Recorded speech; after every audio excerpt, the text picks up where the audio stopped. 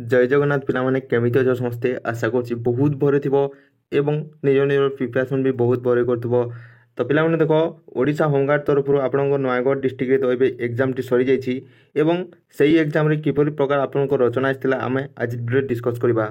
पिलामाने जो वर्षा ऋतु घर जोड़ी स्वाधीनता दिवस एवं पुलिस दायित्व कर्तव्य भली एमितिका रचना आसिला एवं आपणक जिले में कि प्रकार रचना आसो एवं जदि यही भितर गोटे को रचना आसी जाए तो ताकू आप किभली भाव में लिखिए आज वीडियो रे आपन को मु कहबी।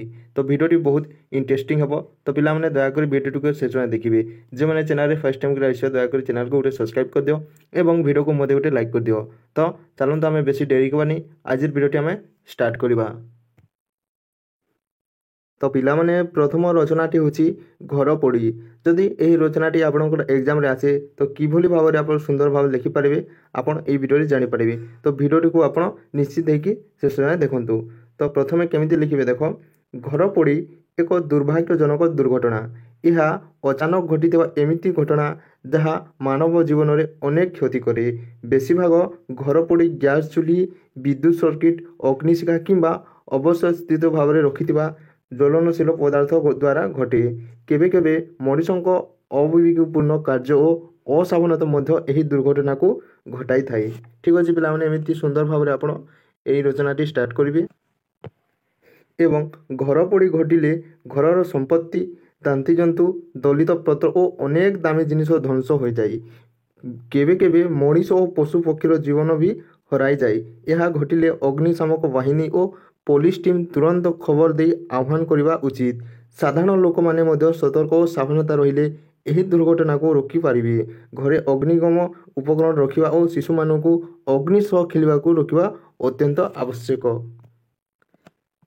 एवं शेष केमिति लिखिबे देखो अतई आमे माने सतर्क और सचेतन रही घर पोड़ी दुर्घटना रुकाई पारिबा। यह द्वारा आम परिवार संपत्ति और समाज सुरक्षित रहिबो। तो एमिति भाव में आप सुंदर भाव में गोटे रचना लिखिपारे। एबे देखंतु आगो को नेक्स्ट रचना। तो पिला माने परवर्ती रचना होची स्वाधीनता दिवस। स्वाधीनता दिवस भारतर वर्षर एक गौरवमय दिन। प्रति वर्ष आम अगस्ट 15 दिन तारीख में यही दिन को बड़ उत्साह और सम्मान सहित पालन करुचु। 1947 मसीह यह दिन आम देश इंग्रेज शासन मुक्ति लाभ करथिला।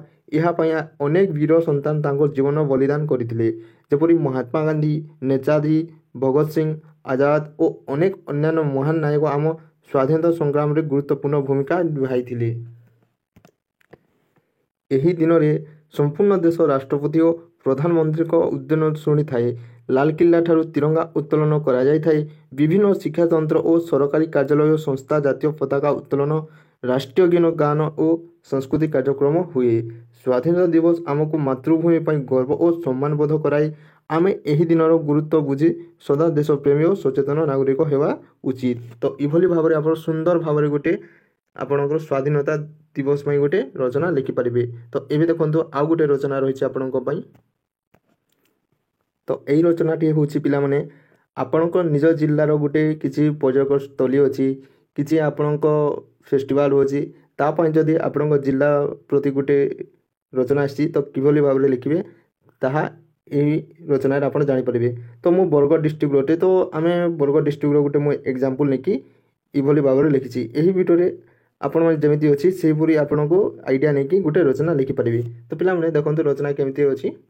बरगढ़ जिला ओडिशार पश्चिम अंचल एक प्रशस्त और संस्कृतिमय जिला। यही जिले में अनेक प्राकृतिक और ऐतिहासिक और धार्मिक पर्यटन स्थल अच्छी जहाँ देशी विदेशी पर्यटकों को आकर्षित करे। हरिशंकर मंदिर और झरणा एठार प्रसिद्ध स्थान। एठी पाखरे गंधमार्दन पहाड़ अच्छी जोठी प्राचीन द्रव्य उद्भिद और औषधीय गछ मिले। एठार नृसिंहनाथ मंदिर भी एक महत्वपूर्ण धार्मिक स्थल अटुट। चिफिलिक घाटी देव दरगाह घास महावीर मंदिर क्षीर झरणा मध्य पर्यटन निर्दित क्षुण जनाशुना। बरगढ़ एक नृत्य संगीत और नाटक मध्य केन्द्र जार धनुजात्रा उत्सव विश्वव्यापी ख्याति प्राप्त मिली। यही समस्त प्राकृतिक और सांस्कृतिक धन से भरिपूर्ण बरगढ़ सतरे एक ओडिशार गर्व और एक अन्यतम पर्यटक गंतव्य। तो इभली भाव में आपड़ जदि लिखिए तो हुए तो निश्चित आपण रचनाटी बहुत भल हो। यहाँ मुझे एग्जाम्पल नहीं आम बरगढ़ डिस्ट्रिक्ट को लेकिन हे तो आपण डिस्ट्रिक्ट जो भाई रही पर्यटन स्थली हो कि आपण जो ह्रद रही कि आपण डैम रही तो से बाबद भी आप मेंशन करेंगे। तो पिलाने भिडियोटी केमिति लागला कमेंट करके निश्चित जनातु एवं जदि आपण आउ एमती रचना चाहूँगी तो मुझे आपणों डिस्ट्रिक्ट भी रचना लिखिदेवी। तो मत कमेंट करके निज डिस्ट्रिक्ट ना भी कहतु। तो रही पिलाने धन्यवाद।